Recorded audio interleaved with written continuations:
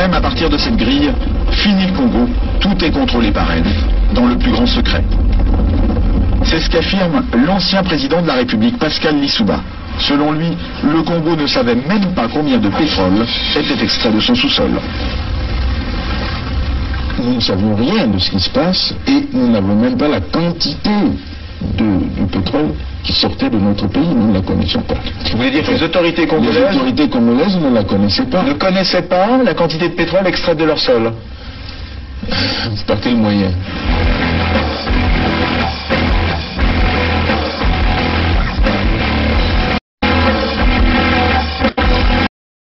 Seconde chose, c'est qu'une grande partie de l'argent qui est dans notre porte-monnaie vient précisément de l'exploitation depuis des siècles de l'Afrique. Pas uniquement, mais beaucoup viennent de l'exploitation de l'Afrique. Alors, il faut avoir un petit peu de bon sens, je ne dis pas de générosité, de bon sens, de justice, pour rendre aux Africains, je dirais, ce qu'on leur a pris, d'autant que c'est nécessaire si l'on veut éviter les pires convulsions ou difficultés avec les conséquences politiques que ça comporte dans le prochain avenir.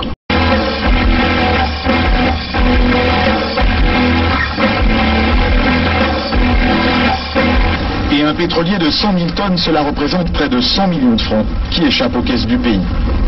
On appelle ça une cargaison fantôme. Interrogé sur la question, Loïc Lefeuc-Préjean ne dément pas qu'il y en ait une. Il y a des cargaisons qui sont produites et qui n'ont jamais été officiellement. Voilà. Donc c'est des choses qui sont arrivées, bien sûr, dans le passé.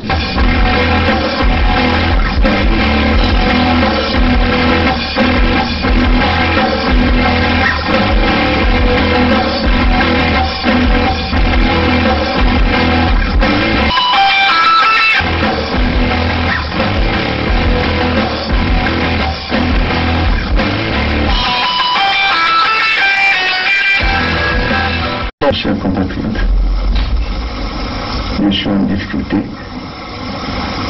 Je me bats contre la mort, mais cependant, je vous demande de vous lever pour le changement. Je ne serai pas battu pour rien. Battez-vous. Je ne serai pas battu pour rien. Levez-vous comme un seul homme.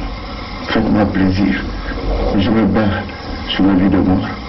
Vous aussi battez-vous pour votre changement. Allez-y. Il y va de l'avenir de vos enfants. Battez-vous. Merci. À mon avis, après analyse, je pense que le président Lissouba n'était pas prêt à organiser une élection présidentielle. Je crois qu'il cherchait l'application d'un article de la Constitution qui disait que si pendant la campagne électorale l'un des candidats venait à mourir, le président de la République était autorisé à proroger son mandat et à renvoyer l'élection à plus tard. Je crois qu'il cherchait, à mon avis, cet incident-là pour que l'élection n'ait pas lieu. Parce que moi, je pense qu'il n'était pas sûr de la gagner. L'objectif, c'était Denis Sassou Nguesso. Neutraliser Denis Sassou Nguesso. Oui, neutraliser Denis Sassou Nguesso pour que l'élection n'ait pas lieu. C'est un secret qu'il y a quelques éléments de l'armée angolaise qui sont dans le pays et qui nous ont apporté leur soutien dans la dernière phase. C'est un secret qu'il y a quelques éléments de l'armée angolaise qui sont dans le pays et qui nous ont apporté leur soutien dans la dernière phase.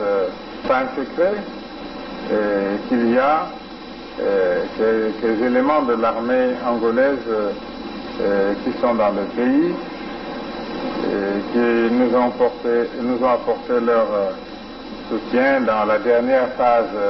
On ne pouvait pas s'allier avec les Souba pour que nos amis de Luanda se croisent les bras. Donc nous avons obtenu un appui matériel de Luanda qui nous a permis d'aller vers la fin de la guerre. Mais je dois dire que cet appui, nous l'avons obtenu début octobre 97, mais la guerre avait commencé le 5 juin 97. Et les armes venaient d'où alors? Comment elles étaient acheminées? Ah, ça, comment? Il y a les airs, il y a les mers, il y a les routes. Pour partir de Luanda au Congo, je crois qu'on n'a pas besoin d'un miracle, non? C'est un grand État qui a des avions, qui a des bateaux, comment puis-je vous dire? Par quel chemin seraient passées ces armes pour arriver? Mais ils sont arrivés. Donc nous avons obtenu un appui matériel de Luanda qui nous a permis d'aller vers la fin de la guerre.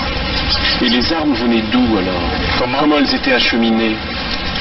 Ah, ça, comment? Il y a les airs, il y a les mers, il y a les routes. Pour partir de Luanda au Congo, je crois qu'on n'a pas besoin d'un miracle, non? C'est un grand État qui a des avions, qui a des bateaux, comment puis-je vous dire? Par quel chemin seraient passées ces armes pour arriver? Mais ils sont arrivés.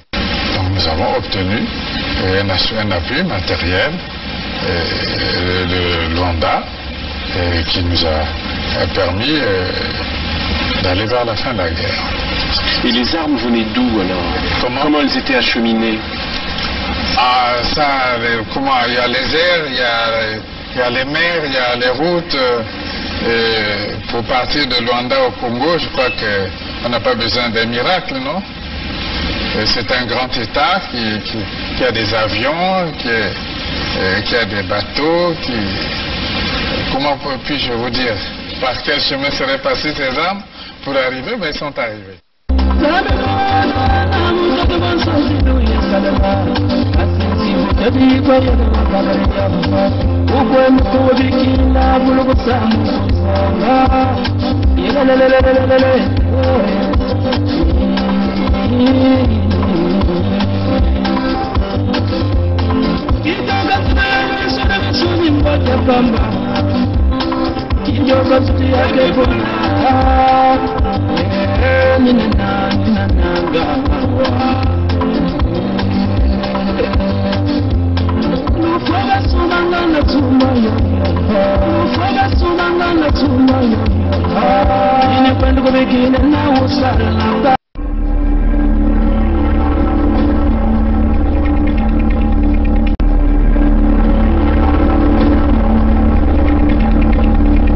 C'est les Congolais qui sauveront le Congo. Ce n'est pas la communauté internationale. N'y comptez pas. C'est les Congolais qui sauveront le Congo. Ce n'est pas la communauté internationale. N'y comptez pas. I am not come here to battle and to struggle. I came here to help my country to develop themselves.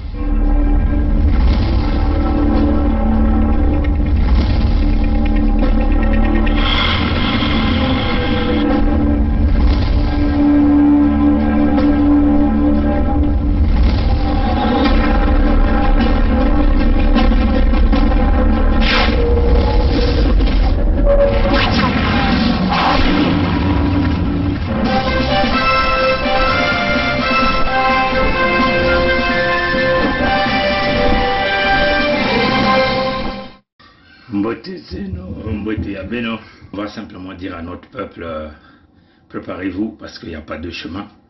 Comme on l'a dit, il n'y a que l'arche de Noé qui est là, qui est avec nous. On n'a pas d'autre choix. Vous avez vu le Mboshi, Sassou Nguesso Christelle Denis est déjà passé à une vitesse supérieure avec son père, on est bien le PCT, parce qu'il s'agit là d'accuser quasiment le PCT, la complicité qu'il y a là-dedans, des bourricots militaires, on peut le dire comme ça, on peut simplement dire la milice privée de Sassou, dans ce grand complot contre le Sud-Congo. Là vous voyez les Rwandais sont venus, on voit donc le fils zaïrois.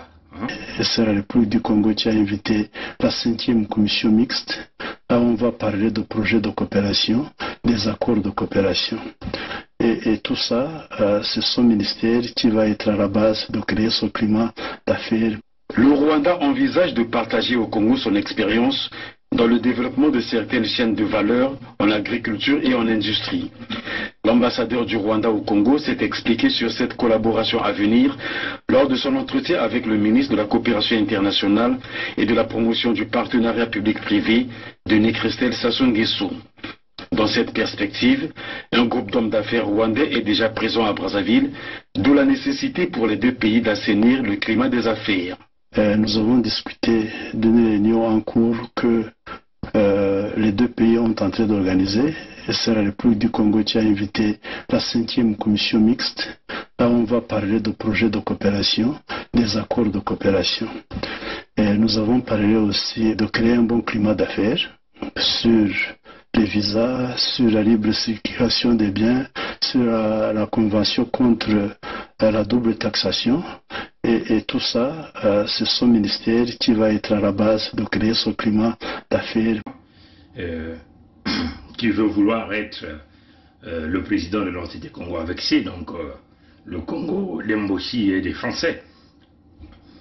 Bon, tout en sachant déjà que même l'article 66 de leur constitution, bon, vous comprenez que vous ne pouvez même pas parler du respect des lois, même de la constitution avec ces gens.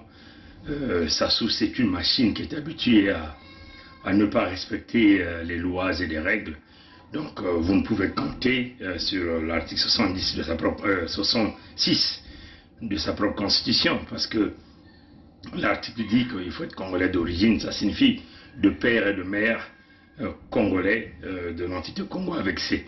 Donc comprenez que le fils zaïrois, c'est clair, et sa mère est zaïroise, et son père a des origines douteuses, déjà lui-même, Sassou, il n'est pas congolais de l'entité C d'origine, c'est un béninois, un Dahomey, les Français ont infiltré au nord Congo, et avec une forte complicité avec des gens comme Denis Mazala et ainsi de suite. Et nous sommes devant ce fait accomplir.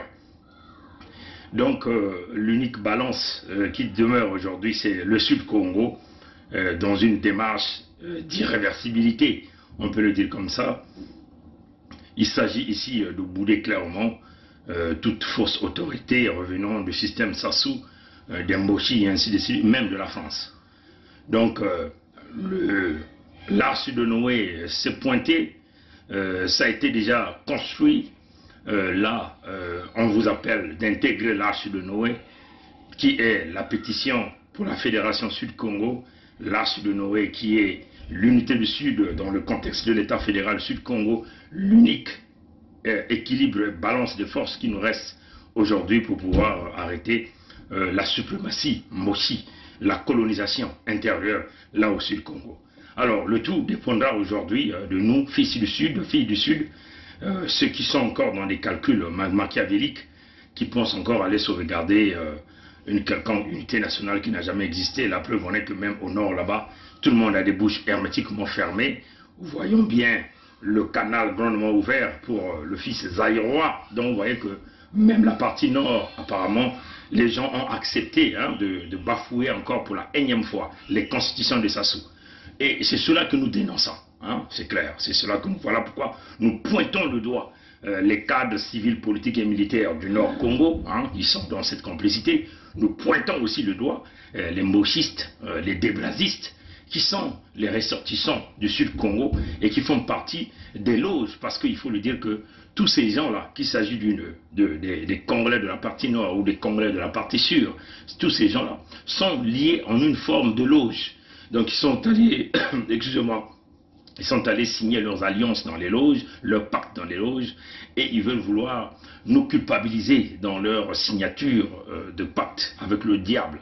Comme vous le savez, la loge franc-maçonnique est gérée au Congo par le démon Sassou. Et c'est là où il les tient tous. La preuve en est que vous l'avez vu à l'intérieur de ce fameux grand delta. Hein, prêter allégeance. Il disait qu'il va d'abord servir les intérêts de la loge. Ce qui est grave, c'est que nombreux parmi vous n'ont jamais vu ça. Ce qui est très important dans sa déclaration, c'est qu'il s'était même agenouillé. Sassou s'était agenouillé. Il est à genoux à l'intérieur de ce fameux grand delta. Dans cette haute fonction, je ferai tout ce qui est en mon pouvoir pour servir les intérêts de la franc-maçonnerie régulière en général et de cette grande loge en particulier. Dans cette haute fonction, je ferai tout ce qui est en mon pouvoir pour servir les intérêts de la franc-maçonnerie régulière en général et de cette grande loge en particulier. Moi, Denis Sassou Nguesso, en présence du grand architecte de l'univers et de cette grande loge de maçons pensée acceptée, régulièrement tenue, assemblée et consacrée, de mon plein gré et consentement, par ceci.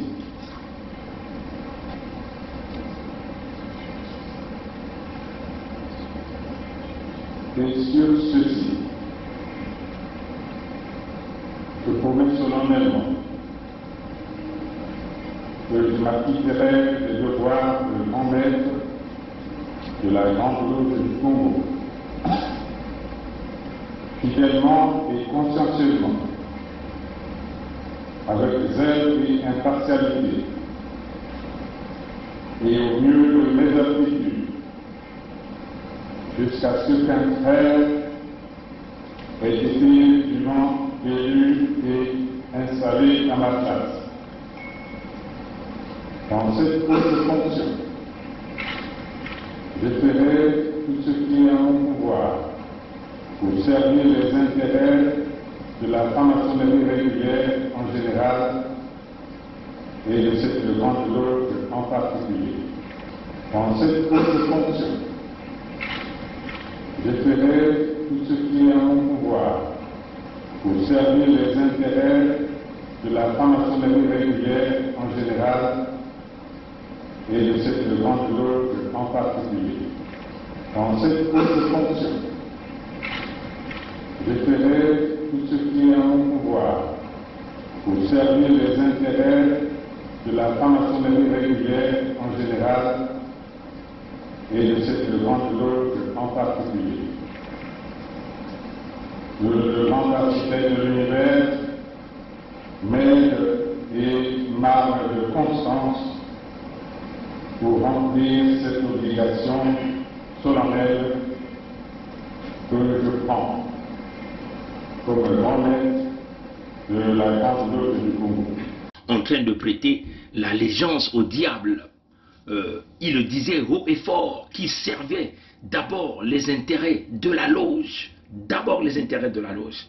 Donc, un engagement solennel, une haute trahison. Voilà pourquoi nous appelons ça une haute trahison. Une atteinte même à la sûreté de l'État, c'est-à-dire de l'entité Congo avec C. C'est une atteinte à la sûreté. C'est une haute trahison à la puissance exponentielle. Quand vous voyez cette vidéo, il est à genoux à l'intérieur du delta. Il prête allégeance. Mais voyez là, ce type-là veut vouloir être, il prétend être votre chef. C'est incroyable, chers amis. Quelqu'un qui s'est agenouillé devant le diable. Il fait allégeance à l'intérieur du delta pour d'abord servir les intérêts. Et il les disait solennellement servir les intérêts. Donc comprenez que vous n'avez pas votre place là-dedans. La haute trahison est là. Par contre, ce type-là ne s'est jamais agenouillé devant vous pour prétendre demander même pardon. Il ne l'a jamais fait. Hein? Il ne l'a jamais. Ça, c'est une remarque très grave. Regardez encore cette vidéo. Elle est sur notre mur où il est à genoux. Il vient debout. Il s'agenouille à l'intérieur du delta. Donc, il prête allégeance à ce fameux démon, hein, contre les intérêts de l'entité Congo avec ses. Et ce qui est dommage, c'est que ceux qui se disent les militaires, ceux qui se disent des cadres, tous sont en train d'acclamer, sont en train d'encourager. C'est une haute trahison.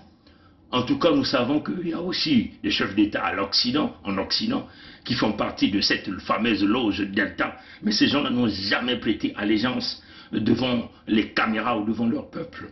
Ils ne sont jamais agenouillés à l'intérieur du Delta pour prêter allégeance. On comprend que voilà pourquoi nous, on ne peut jamais respecter un homme qui fait allégeance au diable et qui le fait devant tout le monde, devant les caméras. Et ceux qui se disent encore intellectuels sont incapables de pouvoir disjoncter leur cerveau à comprendre que c'est une haute trahison. Donc ce type ne pourrait jamais servir vos intérêts. Voilà pourquoi nous, au Sud Congo, on va bannir ce genre de pratiques. Les sudistes qui font partie de ces loges aujourd'hui sont en train de nous coincer par leur allégeance. Nous allons les sortir du Sud Congo. C'est cela qui est la vérité. En moins que ces gens-là,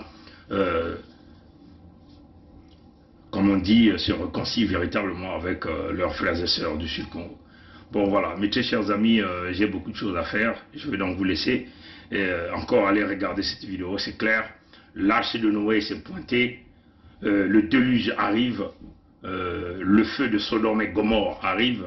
C'est à vous de pouvoir vous sauvegarder vos vies, les vies de vos parents au Sud Congo, de mettre votre nom dans la pétition. Et surtout, n'oubliez pas de venir au Mbongi du Sud Congo qui va débuter le 15 août 2021.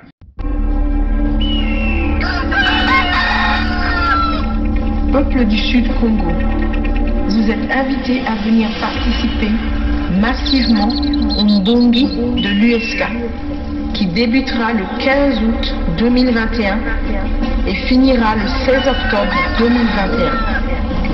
Le faire serait la libération. Ne pas le faire serait notre disparition. D'où l'importance de la fondation de l'USK.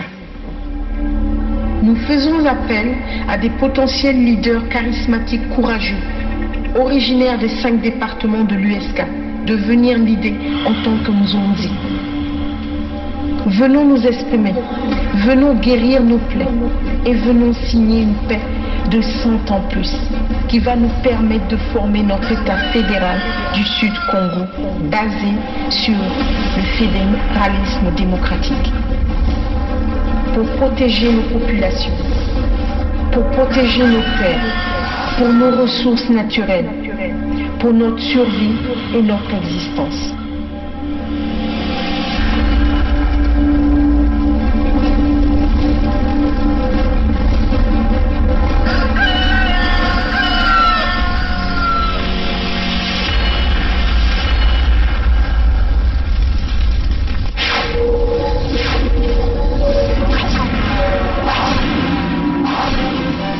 Congo debout, tous ensemble, c'est maintenant ou jamais.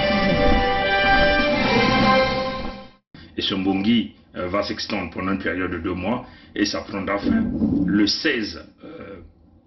J'ai dit le Mbongi commence le 15 août, hein, le 15 août et ça prendra fin le 16 octobre 2021. Souvenez-vous, venez expliquer ce que vous avez dans votre cœur, ce qui vous dérange.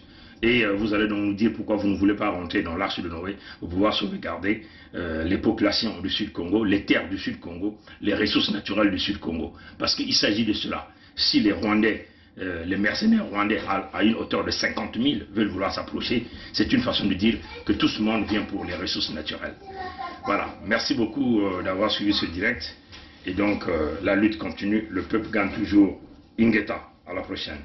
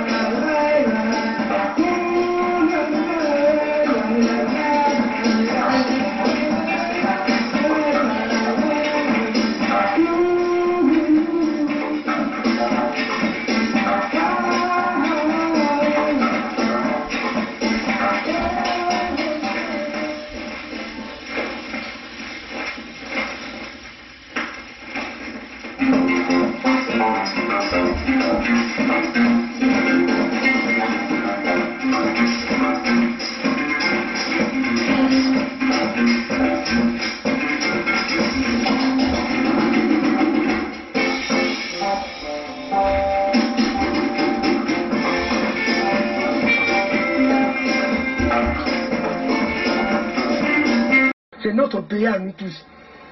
On ne peut pas prendre seulement les gens, le même parti et les autres. Mais il y a une chose que je veux vous parler, une chose. Le Congolais n'a jamais voulu la guerre. Le Congolais lui-même, il ne peut pas la guerre. Ceux qui aiment la guerre, je te dis maintenant, c'est le PCT. Le président avait 2 mandats. Pourquoi lui, il veut prendre 3? Le Congolais n'a jamais voulu la guerre. Le Congolais lui-même, il ne peut pas la guerre. Ceux qui aiment la guerre, je te dis maintenant, c'est le PCT. Le président avait 2 mandats. Pourquoi lui, il veut prendre 3? Peut nous aider. Quand on est engagé, la peur s'estompe. Quand on n'est pas engagé, la peur occupe le lieu qui devait être rempli par l'engagement. Je pense aux sportifs engagés, je pense aux militaires engagés, je pense aux femmes engagées dans leur ménage, engagées dans l'éducation de leurs enfants. Elles n'ont pas peur. Elles n'ont pas peur. Les engagés n'ont pas peur. Et si nous, Église aussi, nous étions engagés, nous n'aurions pas peur. Même sans être Saint Ignace qui désirait le martyre, nous serions audacieux pour dire aux politiciens, même aux politiciens de nos ethnies propres, que ceci n'est pas bon. Quitte à ramasser des gifles, quitte à être persécuté, mais on n'aurait pas peur.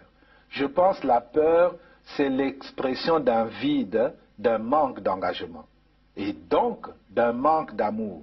Parce que celui qui aime ne peut pas ne pas s'engager. Quand on aime Dieu, on s'engage. Quand on aime la nation, on s'engage. Quand on aime les autres, on s'engage. Quand on n'aime pas, pourquoi s'engager? Et je vous dis, aujourd'hui, je vous le dis, nous avons eu le général Dabira, moi et le colonel Bongo, qui était à la sécurité militaire. Nous avons eu à rendre compte au cours d'une réunion de commandement présidée par le président de la République de ce que des assassinats étaient commis et que il fallait prendre les mesures pour faire cesser cet état de choses.